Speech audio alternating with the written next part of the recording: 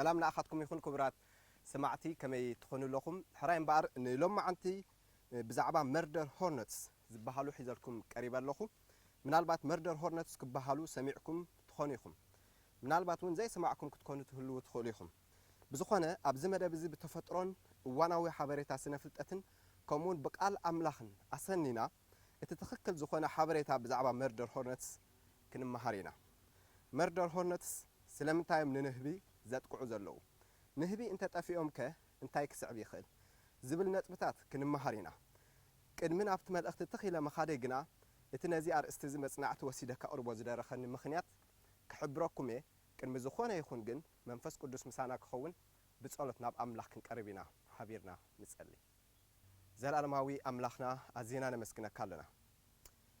انه بحقي بذا ساعه زي انس خممهرنا خونكا كتركب مستوعل طبب كنركب ابزي زمن زي بزح حقن حصتن استحاوسلو ملእختታት እንሰምዓሉ ኣብ ዘለና እዋን ናባኻ ኣዚና ዝቀረብና ክንከውን ብጸጋኻ ረድአና ንኹሎም ሰማዕቲ ባርኽ ንዓይኒ ድኹም ባሪኻ ድማ ትኽክል ዝኾነን ሓቅን ሓበሬታ ከም መሐላለፍ ብጸጋኻ ደግፈኒ ብስም ኢየሱስ ክርስቶስ ኣሜን ሕራይን ባር ተኺልና ናብቲ መልእኽቲ ቅድሚ መኻድና ገለ መእተዊ ክህበኩም ኣብዚ እዋን እዚ ብዙሓት ሰባት ኣብ ማስ ሚድያ ወፂኦም ዝኾነን ዘይኮነን ሓቅን ሓሶትን ዝተሓዋወሰ ሓበሬታታት ክህቡ ይስምዑ እዮም ዘለው ናብነት ከም ዝብል ሓበሬታ ኣሎ ብዝተፈላለዩ ሰባት ዝተዋህበ ማለት እዩ መርደር ሆርነትስ ዝተባህሉ ካብ ኮሮና ቫይረስ ዝገዱ ጥፍኣት ዘምጽኡ መጺኦምን ኣለው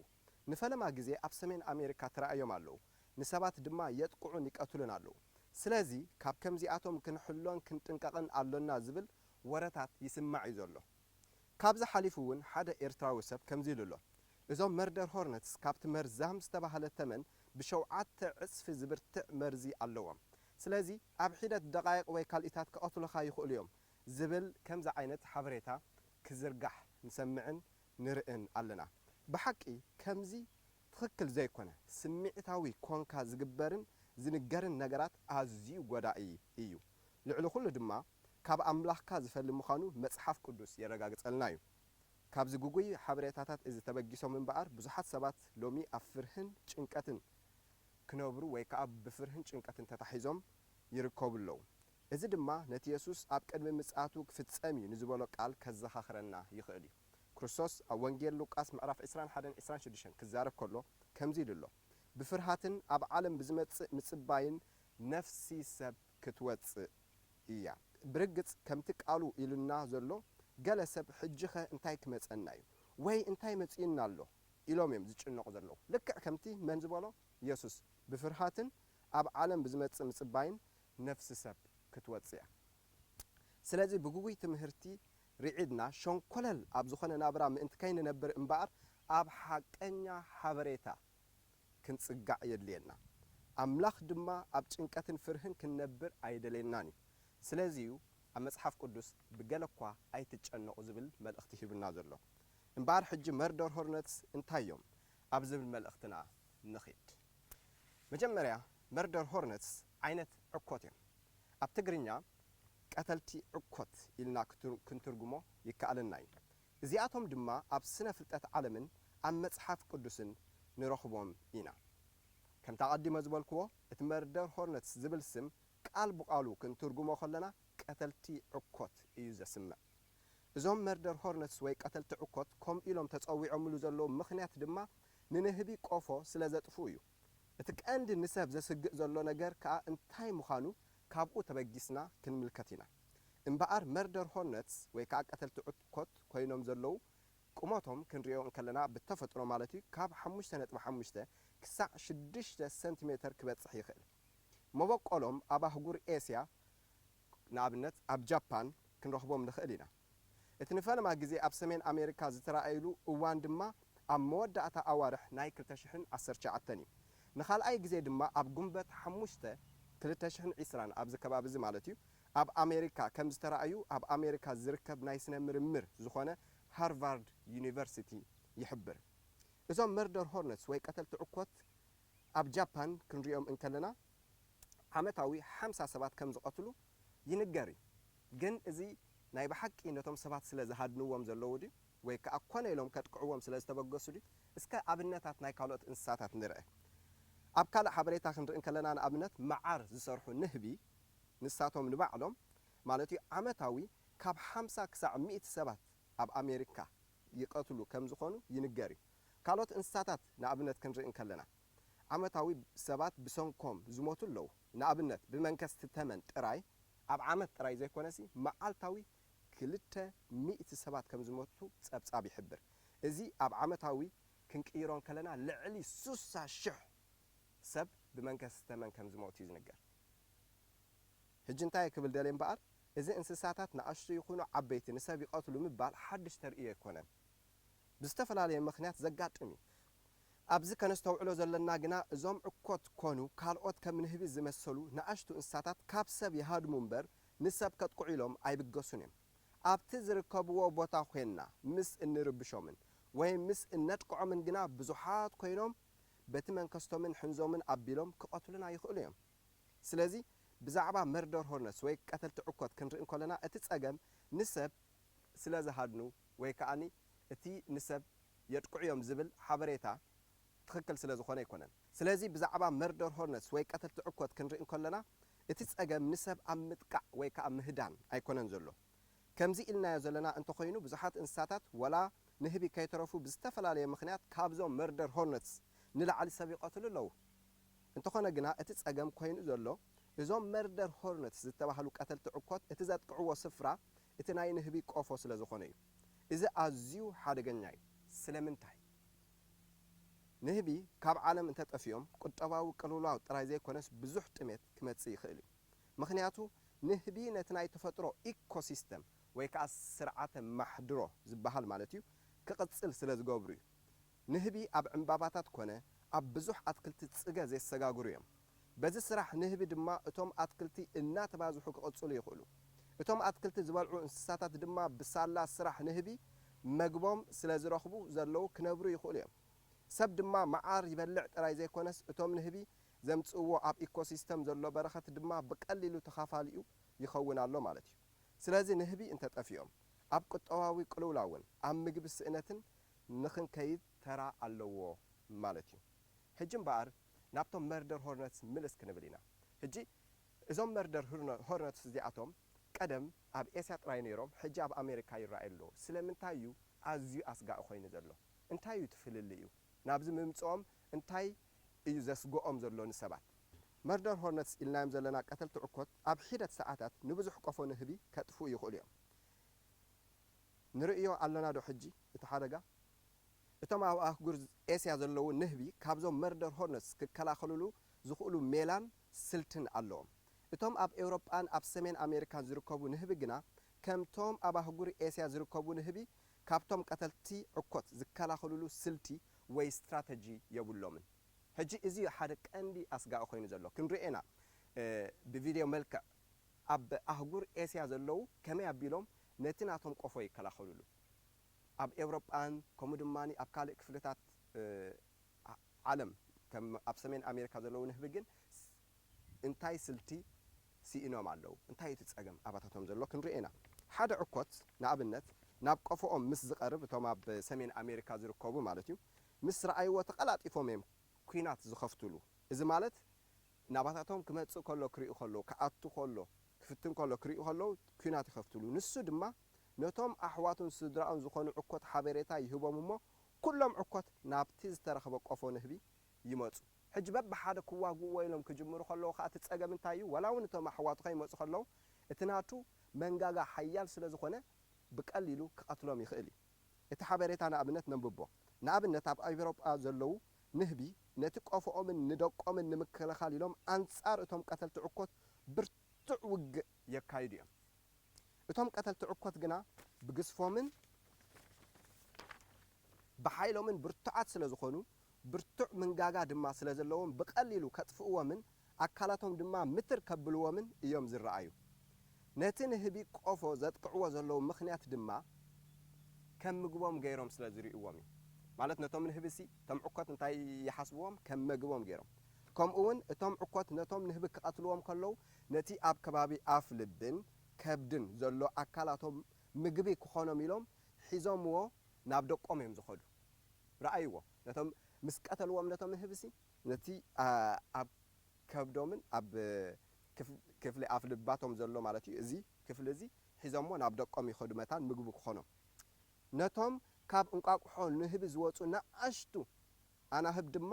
ከምኡ ምግቢ ክኾኑ ኢሎም ሒዞምዎም ናብ ደቆም ይኸዱ ትሪእዎ ኣለኹም በዚ ድማ ኣብ ንህቢ ሓደ ዓብይ ዝኾነ ጃምላዊ ቅትለት ክንብሎ ንኽእል እዮም ዝፍጽሙ ዘለዉ ሕራይ እምበኣር ሕጂ ናብቶም ኣብ ኤስያ ዘለዉ ንህቢ ክመልሰኩም እየ እዞም ንህቢ እዚኣቶም እንታይ ስልቲ ወይ ስትራቴጂ ተጠቂሞም እዮም ካብቶም ዕኮት ነፃ ክኾኑ ዝኽእሉ መጀመርታ ሓደ ዕኮት ኣብቲ ቦታኦም ምስ መፀ ምስኡ ተቃሊሶም ክስዕርዎ ከም ዘይክእሉ ስለ ዝርድኦም ብኻልእ ሜላ ምእንታን ክቐትልዎ ብምባል መጀመርታ ኩሎም እቶም ንህቢ ናብቲ ቆፍኦም እዮም ዝኣትዉ ሕጂ ሓደ ዕኮት ኣብቲ ከባቢኦም ክመጽእ ከሎ ኩሎም ኣትዮም ኣለዉ እቲ ዕኮት ድማ ንህቢ ብሓቂ ከም ዘለዉ ቆፎ ንህቢ ድማ ከም ዘሎ ከይረጋገፀ ነቶም ናቱ ስድራ ኣሕዋቱን ኣሓቱን ክንብሎም ንኽእል ኢና ካልኦት ዕኮታት ኣይሕብሮምን እዩ ቅድም ከረጋግፅ ብምባል መጀመርታ ንኣታቶም ነቶም ንህቢ ማለት እዩ ተኸቲሉ ደድሕሪኦም ናብቲ ቆፎ ይኣቱ እቶም ንህቢ ስቕ ኢሎም ክጽበዩ ይጸንሑ እሞ ኣብቲ ንሳቶም ዝደለይዎ ቦታ ምስ በጽሐ ኩሎም እቶም ንህቢ ሓቢሮም ይጎብጥዎ እቲ ኣብ ሃርቫርድ ዩኒቨርሲቲ ዝርከብ ናይ ስነ ምርምር ማእከል ከም ዝሕብሮ ድማ እቶም ንህቢ ማለት እዩ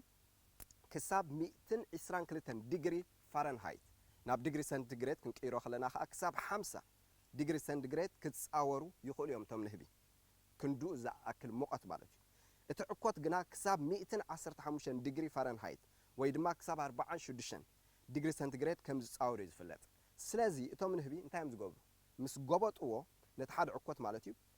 ነቲ ሙቐት ኣካላቶም ብምጥቃም ነቲ ቦታ ክሳብ 118 ዲግሪ ፋረንሃይት ወይ ክሳብ 48 ዲግሪ ሰንቲግሬድ ከም ዝልዕል ይገብሩ ልዕሊ እቲ ዕኮት ክጻወሮ ዝኽእል ማለት እዩ እቲ ዕኮት ድማ ነዚ ሙቐት እዚ ክጻወሮ ስለ ዘይክእል ብህይወት ከሎ በቲ ሓያል ዝኾነ ሙቐት ተቆሊዩን ተጠቢሱን ምስቲ ሒዝዎ ዝነበረ ምስጢር ይመውት ስለዚ እቲ ምስጢራዊ ቦታ ናይቶም ንህቢ እምበኣር እቲ ዕኮት ናብቶም ኣሕዋቱን ኣሓቱን ዕኮታት ከየብጽሖ ብሞት ተኸሊፉሎ ማለት እዩ ስለዚ ነቲ ፈሊጥዎ ዝነበረ ቦታ ናይቶም ንህቢ ማለት እዩ ትዕኮት ነቶም ካልኦት ናቱ ስድራ ቤት ከይነገሮም ከሎ ተቐቲሉሎ ስለዚ እቲ ምስጢራዊ ቦታ ናይቶም ንህቢ በቶም ዕኮት ክፍለጥ ኣይከኣልን በዚ ድማ እቶም ንህቢ ንህይወቶምን ነቲ ቆፍኦምን ንኹሎም ደቆምን ካብቲ ክመጾም ዝኽእል ዝነበረ ጃምላዊ ቅትለት የድሕኑ እቲ ሓቂ እዚ እዩ ኣብ መጽሓፍ ቅዱስ ምልስምስ እንብል እምበኣር ኣምላኽና ንደቂ እስራኤል ክዛረቦም ከሎ ዕኮት ብምስዳድ ነቶም ኣብ ከነኣን ዝነበሩ ህዝቢ ከም ዝሰጎም ተዛሪቡ ነይሩ እዩ ኣብ ኦሪት ዘጸአት 23 ተርጎምቲ መጽሓፍ ቅዱስ ጽንጽያ ኢሎሞም ኣለዉ ኣብ ኦሪት ዘዳግም ምዕራፍ 7 ከምኡ ድማ ኣብ መጽሓፍ ኢያሱ ምዕራፍ 24 ክንርኢ ከለና ድማ ቃል በቃሉ ዕኮት ኢሎም ኣለዉ እተን ጥቕስታት ከም ብበነ ኦሪት ዘዳግም መጀመርታ ምዕራፍ 7 ቁጽሪ 20 ከም ዝትብል ነቶም ዝተረፉን ካብ ቅድሜኻ እተሓብኡን ድማ እግዚአብሔር ኣምላኽካ ክሳዕ ዘይጠፍኡ ዕኮት ክሰደሎም ኦሪት ዘዳግም 7 ቁጽሪ 20 ኦሪት ዘጸአት 23-28 ድማ ከምዚ ይብል ንሃዋውያንን ንከነኣናውያንን ንሔታውያንን ካብ ቅድሜኻ ዝሰጉ ተናኸስቲ ጽንጽያ ወይ ከዓ ዕኮት ማለት እዩ ቀቅድሜኻ ክሰድድ እየ ይብል ቀጺሉ ኣብ መጽሓፍ ኢያሱ 24 ቁጽሪ 12 ነቶም ክልተ ነገስታት ኣሞራውያን ድማ ካብ ቅድሜኹም ዝሰጎጎም ዕኮት ኣብ ቅድሜኹም ሰደድኩ እምበር ብሴፍካን ብቐስትኻን ኣይኮነን ይብል ስለዚ እግዚአብሔር ኣምላኽ ዕኮት ከም ምልክት ጥፍኣት ገይሩ ያቕሪብዎ ዘሎ እምበር ንሰባት የሃድኑ ማለት እውን ኣይኮነን ኣብዘን ጥቕስታት እዚኣተን ኣምላኽ ብዕኮት ተዋጊኡ ማለት ኣይኮነን ነቲ ኣብ መጽሓፍ ቅዱስ ዘሎ ታሪኽ እስራኤል ዘጽንዕ ሰብ ኣምላኽ ንደቂ እስራኤል እናመርሐ ነቶም ህዝቢ ከነኣንን ኣሞራውያንን የጥፍኦም ከም ዝነበረ ይርድኦ እዩ እዚ ማለት መልኣኹ ቀቅድሚኦም እናሰደደ ነቶም ጸላእቶም የጥፍኦም ነይሩ እዩ ስለዚ ኣምላኽ ዕኮት ክሰድድ እየ ክብል ከሎ እምበኣር ጥፍኣት ከምጽእ ምዃኑ እዩ ዘመልክት ዘሎ ካልእ ካብቶም ኣብ ኤስያ ዘለዉ ንህቢ ሓደ ኣገዳሲ ዝኾነ ጠቃሚ ዝኾነ መንፈሳዊ ትምህርቲ ንመሃር ኢና ከምቲ ቶም ንህቢ ብማእሰር ፍቕርን ሰላምን ብምሕባር ዋዒ ብምፍጣር ነቲ ጸላኢኦም ዝኾነ ዕኮት ዘጥፍእዎ ህዝቢ ኣምላኽ ድማ ኣብ ማእከሎም ብማእሰር ፍቕርን ሰላምን ሕብረት ብምግባር ከምኡ መንፈሳዊ ዋዒ ብምፍጣር ድማ ንሰይጣን ክስዕርዎ ተነጊርዎም ኣሎ ቃል ኣምላኽ ከረዳእና እንከሎ መንፈስ ቅዱስ ከም ሓዊ ተመሲሉ ዘሎ ንኣብነት ኣብ ግብረ ሐዋርያት ምዕራፍ 2 ክንሪኦ ንኽእል ኢና ኣብ ካልእ ጽሑፍ ኣብ ሮሜ ምዕራፍ 10 ቁጥሪ 11 ብመንፈስ ተቃጸሉ ይብለና ትሪእዎ ኣለኹም ሓዊ ክፍጠር ከሎ ኣብ ማእከል ኣሕዋት ኣብ ማእከል ደቂ ኣምላኽ ማለት እዩ ማለት እቲ መንፈሳዊ ዝኾነ ሓቀኛ ፍቕርን ሰላምን ማለት እዩ ክህሉ እንከሎ ኣብ መወዳእታ እቲ ጸላኢ በቐሊሉ ክሰዓር ይኽእል ስለምንታይ ከም ብበልኩሜ ኣብ ዘካርያስ ምዕራፍ ትንቢት ዘካርያስ ማለት ምዕራፍ 4:6-7 ከምዚ ይብል ብመንፈሳዊ እምበር ብኽእለትን ብሓይልን ኣይኮነን ይብል እግዚአብሔር ጎይታ ሰራዊት ስለዚ እቲ መንፈሳዊ ዋዒ ንብሎ ዘለና እቲ ናይ መንፈስ ቅዱስ ህላውነት ክግለጽ ማለት እዩ ሕጂ መንፈስ ቅዱስ ህላውነት ክግለጽ እንከሎ ኣምላኽ እንታይ ኢሉ ኣሎ ብመንፈሰይ እዩ ዝብል ዘሎ እምበር ብኽእለትን ብሓይልን ኣይኮነን ከምቶም ኣብ ኤውሮጳን ሰሜን ኣሜሪካን ዘለዉ ንህቢ እንተ ደኣኒ ክትዋጋእ ጀሚርካ ባዕልኻ ሱቕ ኢልካ በቶም ዕኮታት ቶም ዕኮታት ክቋራርፁኻ እዮም ልክዕ እቲ ጸላኢና ዲያብሎስ ከም ዕኮት ኮይኑ ዘሎ ድማኒ ንዓና መታን ከየጥፋኣና ብኽእለትና ዘይኮነስ በቲ ሓቀኛ መንፈሳዊ ዝኾነ እግዚኣብሔር ሓይሊ ዝህበና ናይ መንፈስ ቅዱስ ጥራይና ክንብድሆ እንኽእል ኢየሱስ ንደቀ መዛሙርቱ ክነግሮም ከሎ ነቲ ጋኒን ምስ ኣውፅኦ እቶም ደቀ መዛሙርቱ ሓቲቶም እቶም 10 ስለምንታይ ንሕና ክነውፅኦ ዘይከኣልና ኢሎም የቕረታ እቶም 9 ማለት እዩ ስለምንታይ ክነውፅኦ ዘይከኣልና ኢሎም ኢየሱስ እንታይ ኢልዎም እዚ ብዘይ ብጾምን ብጸሎትን ክወጽ ከም ዘይክእል ነጊርዎም ሕጂ እንታይ ማለት እዩ እቲ ጾምን ጸሎትን ክጽልዩ ከሎ መንፈስ ቅዱስ ስለ ዝመልኦም እዩ ንሳቶም ኣይኮነን ክዋግኡ ዘለዎም እቲ ቅልስና ምስ ሕልቅነትን ስልጣናትን ምስ ናይ ጸልማት ገዛእቲ ዓለምን ምስ መናፍስቲ እከይን ኣብ ሰማያት እምበር ምስ ስጋን ኣይደምን እዩ ምስ ስጋን ደምን ኣይኮነን ይብለና መጽሓፍ ቅዱስ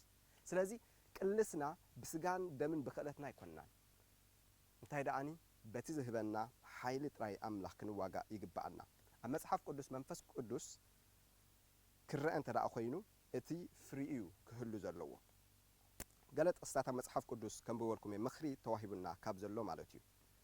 ኣብ ቀዳማይ ጴጥሮስ 4:8 ኣብ ንሓድሕድኩም ሃልሃል እትብል ፍቕሪ ተሓልኹም እታ መጀመርታ ፍረ ናይ መንፈስ ቅዱስ እንታይ እያ ኣብ ገላትያ 5 ፍቕሪ ኢልዋ ዘሎ ስለዚ ፍቕሪ ክንብል ከለና ንኣምላኽ ድማ ትእዛዛቱ ክንሕሉ ይብለና መጽሓፍ ቅዱስ ስለዚ ሓቀኛ ፍቕሪ እዚኣ ምስ እትህሉ ሓቀኛ ሃልሃል ዝበለት ፍቕሪ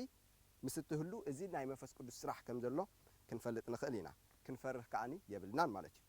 ካልእ ኣብ ኤፌሶን 4:3 ነቲ ሕብረት መንፈስ ብማእሰር ሰላም ጌርኩም ክትሕልውዎ ተጋደሉ ስለዚ ክንጋደል ክንቃለስ ኣለና ምክንያቱ ባዕልኻ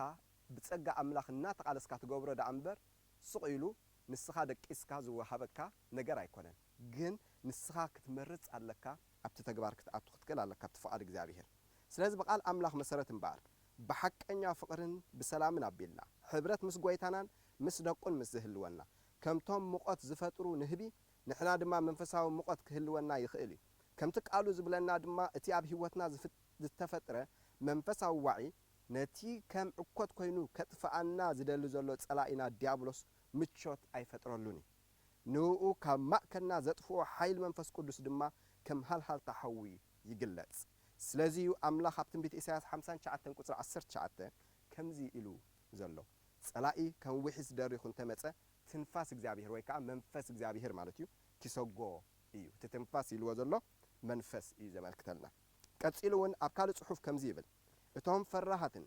ዘይኣምኑን ፍንፉናትን ቀተልቲ ነፍስን ኣመናዝንን ጠንቆልትን መምለኽቲ ጣዖትን ብዘለዎ ሓሰውትን ግና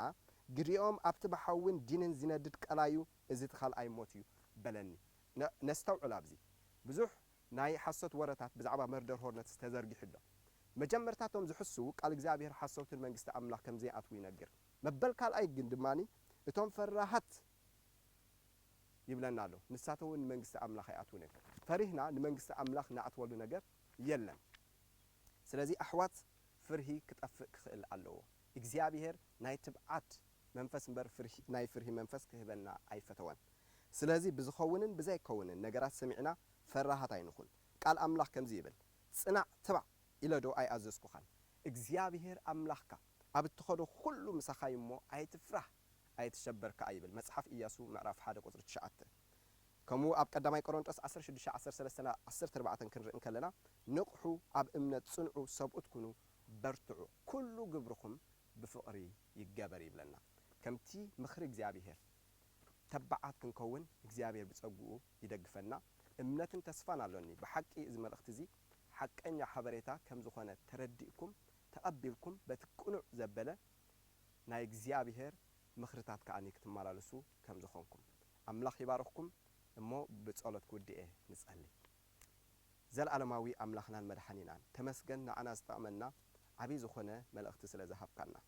ሕጂ ድማ እግዚአብሔር አቦ ንስኻ ብመንፈስ ቅዱስካ ቀጻሊ ክትምህረና ክንሰምዓካ እግዚአብሔር ናይ በሐቂ ፍርሂ ዘበለ ካብ ህይወትና ክጠፍእ ወላ ዝኾነ ይኹን ይምጻእ ብዘይገድስ አባኻ እንተደኣ ኣሎና ዘፍራሃና ከምዚ የለ ከምቲ ንስኻ ዝበልካዮ ካብ ኢደይ ዝምንዝዕን ሓደ እኳ የልቦን ከም ዝበልካ ነዚ ተረዲእና ጎይታ ክንነብር ርድአና በኩሉ ነገር مرحلنا باسم يسوع كريستوس آمين